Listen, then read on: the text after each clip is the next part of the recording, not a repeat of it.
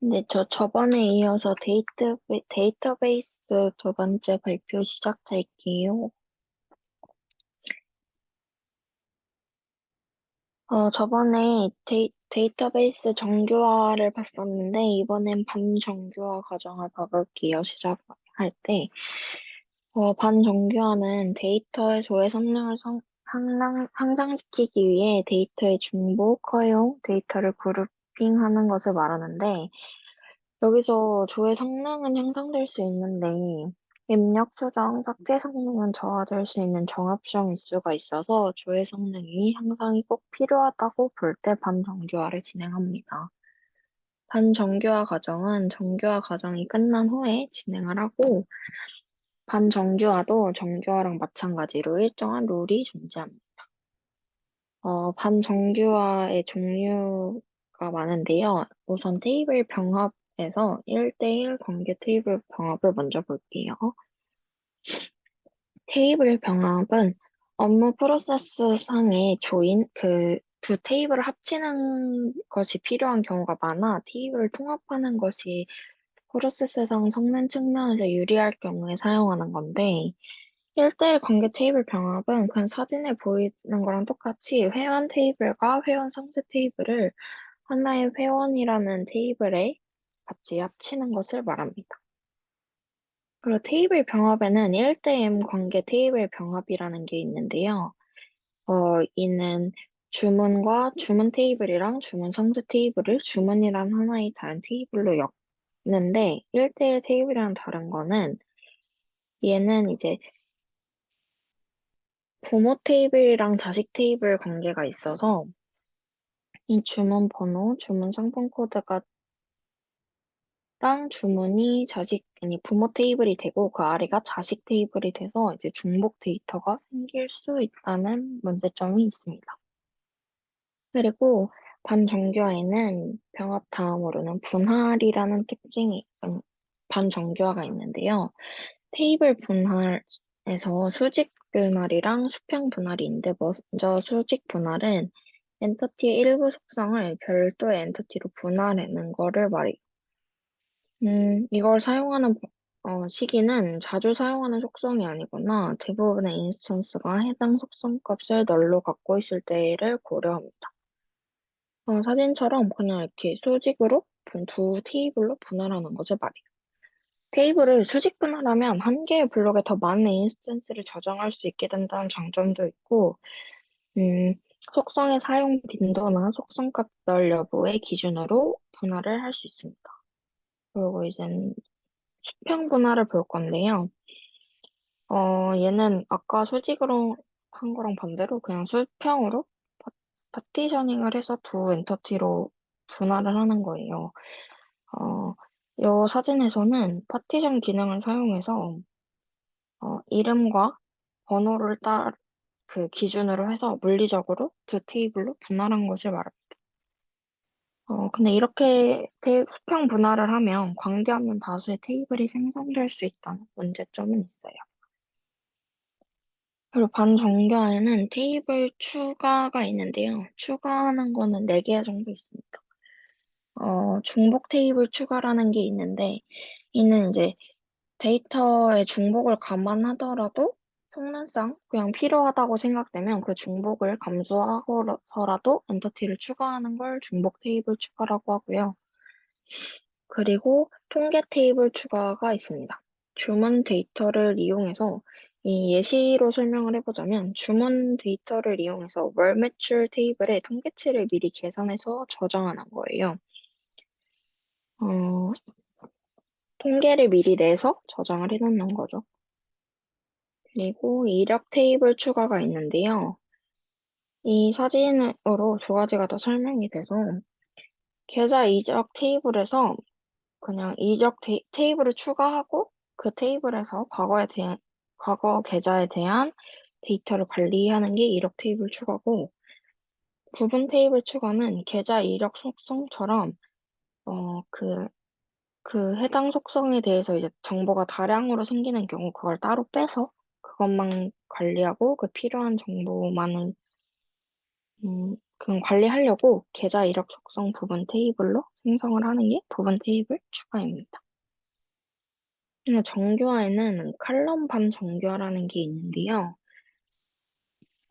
일단 컬럼이 뭔지 알아야 이거를 이해할 수 있을 것 같아서 설명을 해보자면 데이터베이스에서는 데이터가 일반적으로 저장되면 테이블이나 컬럼의 형태로 저장이 됩니다. 즉 데이터에서 행은 테이블을 의미하고 열은 컬럼을 의미를 하는 거예요. 그래서 하나의 테이블은 여러 개의 컬럼으로 구성되어 있다고 볼 수 있습니다. 여기서 중복 컬럼 추가는 업무 프로세스상 그 합치는 것이 조인이 필요한 경우가 많아 컬럼을 추가하는 것이 성능 측면에서 유리할 경우 이걸 고려하고요. 파생 컬럼은 어, 상품의 재고나 프로모션 적용 할인가 등 이제 프로세스를 수행하면 부하가 걸릴 게 염려되는 걸 미리 계산해서 보관해 놓는 것을 파생 컬럼이라고 합니다. 그리고 이력 테이블 컬럼 추가는 음, 대량의 이력 테이블을 조회할 때 이걸 속도가 느려질 것을 대비해서 조회 기준이 될 것으로 판단되는 컬럼을 미리 추가해 놓는 것을 말합니다. 그리고 데이터베이스에서 볼 개념 중 트랜잭션이라는 게 있는데요. 이는 데이터를 조작하기 위한 하나의 논리적인 작업 단위를 말해요. 어, 예시를 먼저 보여주고 다음 페이지에서 트랜잭션의 특징을 설명하면서 이 앞에 예시를 좀 보완을 해볼게요. 예를 들어서 온라인 퀴즈 정답을 맞히면 쿠폰을 즉시 발행해주는 이벤트를 하고 있다고 가정을 해볼게요. 이 경우 작업을 논리적인 하나의 단위로 묶어야 해요. 그래서 그 단위를 묶은 게 이벤트 임무를 하면 그 임무 이력을 저장하고 쿠폰을 발행하는 것까지 연결되는 걸 논리적으로 하나의 단위로 묶어야 하는 거예요.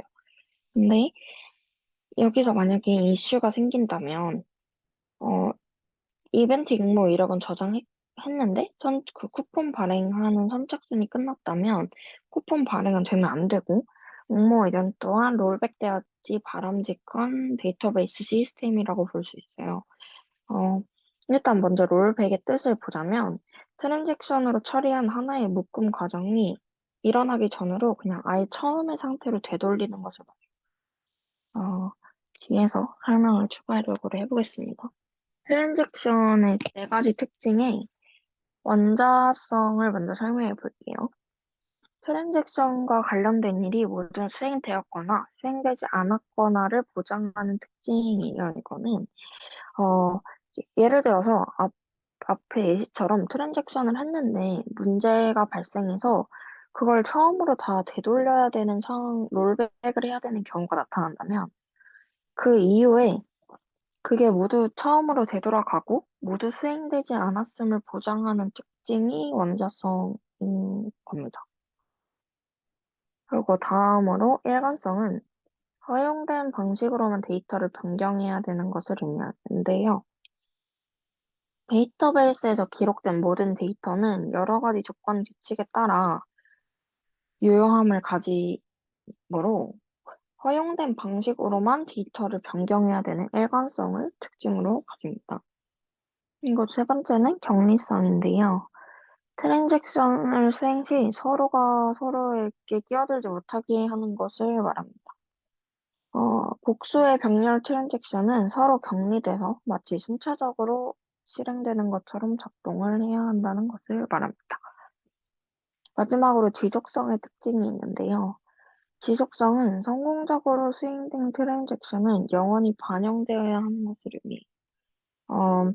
이 말은 데이터베이스 시스템 장애가 발생해도 원래 상태로 복구하는 회복 기능이 필요하다는 것을 의미하고, 그래서 따라서 데이터베이스는 이를 위해서 체크섬이라던가 저널링, 아까 말한 롤백 등의 기능이 제공됩니다. 그리고 널의 개념을 한번 볼 건데요. 널은 존재하지 않고, 그냥 값이 없고, 정의되지도 않고, 값의 부재인 상태를 말하는 거예요. 이 예시를 보면 강산의 수입은 0이라고 되어 있고, 이론의 수입은 널로 표시가 되어 있습니다. 근데 여기서 0이랑 널은 다른 뜻을 가져요. 강산의 수입은 정말 0원. 돈을 전혀 벌지 못하고 수입이 없음을 의미하는데, 널은 그냥 그 값이 입력되지 않은 거기 때문에 얘가 얼마를 버는지는 그 누구도 알 수 없는 상태인 거예요. 그러니까 널이라고 표현된 건 어떤 사유로 그냥 데이터가 입력되지 않은 것을 의미합니다. 결국 SQL에서 널을 계산하거나 이런 걸 봐볼게요. 그냥 널과 그 양쪽에 컴마가 달려있는 널은 다른 데이터예요. 널은 그냥 아까 말했듯이 값이 입력되지도 않고 값이 없는 것을 의미하는데 그 콤마가 달려있는 널은 그냥 그 널이라는 텍스트 자체를 의미하는 것으로 앞전 데이터랑 같은 데이터가 아니니 혼동하시면 안 되고요. 어, 널이 들어갔을 때 연산을 해보면 가로 연산을 하면 어, 널이 들어가 있는 가로 연산은 어떤 숫자가 더해지고 빼고 곱해지든 결과값으로 널을 가집니다. 세로 연산에서는 그냥 다른 인스턴스와 연산을 할 때는 널의 값을 제외하고 계산을 합니다. SQL의 기본인 관계형 데이터베이스의 개요를 봐볼게요. 데이터베이스는 데이터를 그냥 저장하는 공간입니다. 음, 예를 들면 그냥 데이터베이스라는 서버 자체에 전화번호 데이터를 담아놓은 곳이라고 볼 수 있어요. 데이터베이스는 용도와 목적에 맞는 데이터들끼리 모아서 저장을 합니다. 그리고 관계형 데이터베이스는 모든 데이터를 2차원의 테이블 형태로 표현하고 이 테이블 간의 관계를 정의한 건데요. RDBMS라는 거는 이 관계형 데이터베이스를 관리, 감독하기 위한 시스템이고요.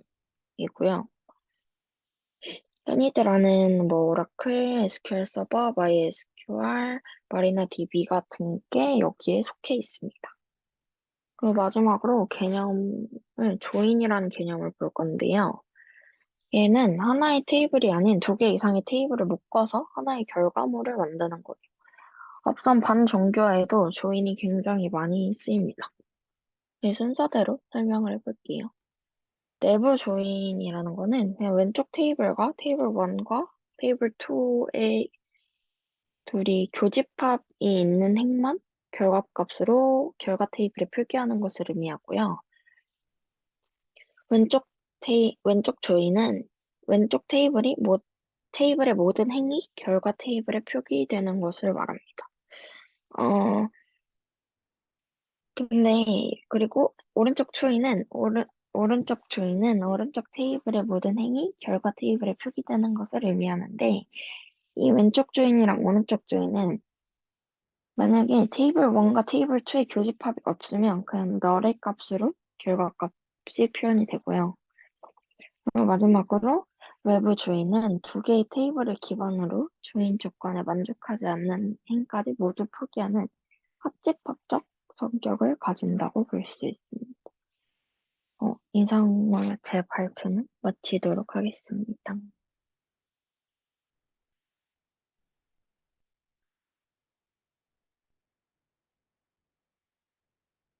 질문 있으신 분 계신가요?